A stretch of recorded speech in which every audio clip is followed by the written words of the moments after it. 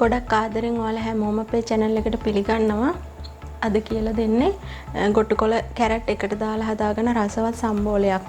ඉතින් ඔයාලට වැදගත් යමක් මේ වීඩියෝ එකෙන් ඉගෙන ගන්න පුළුවන් වුණා කියලා හිතෙනවා නම් subscribe කරලා එකතු වෙන්න. ඒ වගේම රසවත් අදහසත් අපට පහලින් comment කරන්න.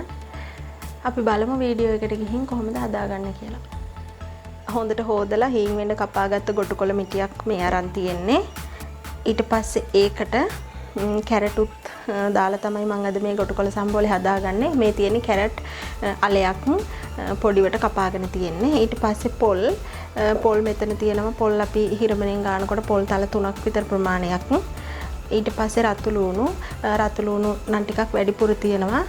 10ක් 15ක් විතර අරගෙන ටිකක් ලොකුවට තමයි කපලා තියෙන්නේ. පොඩි රතු ලුණු ගෙඩි තියෙන්නේ. ඒක දෙකට විතර වගේ කපලා අරන් තියෙනවා. ඊට පස්සේ නයි කොච්චි කරලක් හීන් වෙන්න කපලා අරන් තියෙනවා. උඹලකඩ පොඩිවට කපලා තියෙනවා. දෙහි ගෙඩිය කැඹුල් ඕන. ඊට පස්සේ රස අනුව ලුණු. ওই ටික තමයි ඕන. අපි මුලින්ම ගොඩක් දෙනෙක් දන්නවා මේක. ඒත් නොදන්න කෙනෙක්ට තමයි අපි මේ ගොටුකොළ සම්බෝල එක හදන හැටි කියලා දෙන්නේ. ඊට පස්සේ ගොටුකොළ එකටම කැරට් ටිකත් එකතු කරනවා.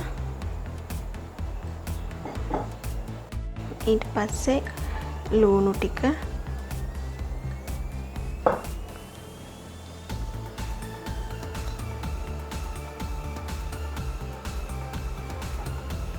කපාගත්ත කොච්චි ටික උඹලකඩ ටික ඊට පස්සේ අපේ පොල් ටික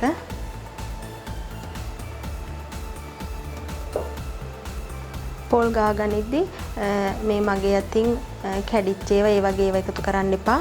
සුදු පොල්ම එකතු කරන්න ඕනේ.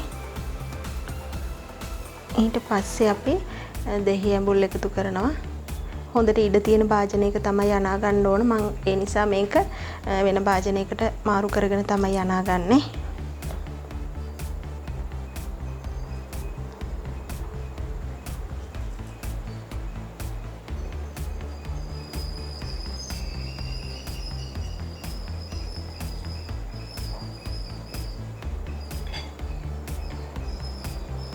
ඊට පස්සේ ලුණු මම මේ ලුණු මේ හැන්දෙන් තේ හැන්දේ එකමාරක් විතර එකතු කරගන්නවා.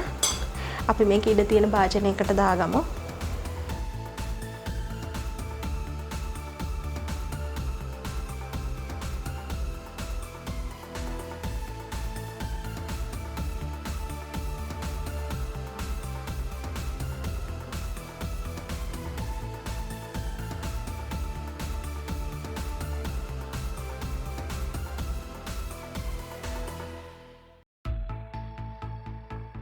දැන් මේ විදියට හොඳට කලවම් කරගන්න ඕනේ. දෙහි ඇඹුල් වෙනුවට ඔයාලා කැමති නම් තක්කාලි ගෙඩියක් එකතු කරන්නත් පුළුවනි. දෙහි ඇඹුල් දැම්මත් ඕන නම් හොඳට ඉදිච්ච තක්කාලි ගෙඩියක් සීන් වෙන්න කපලා දා ගන්නත් පුළුවනි.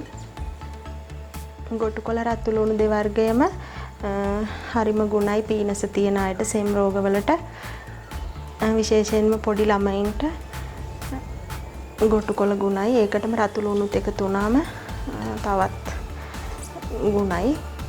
ඔන්න ඔය විදියට අනලා අපිට පුළුවන් ලුණු ඇද්ද කියලා බලලා මදි නම් තව එකතු කරගන්න.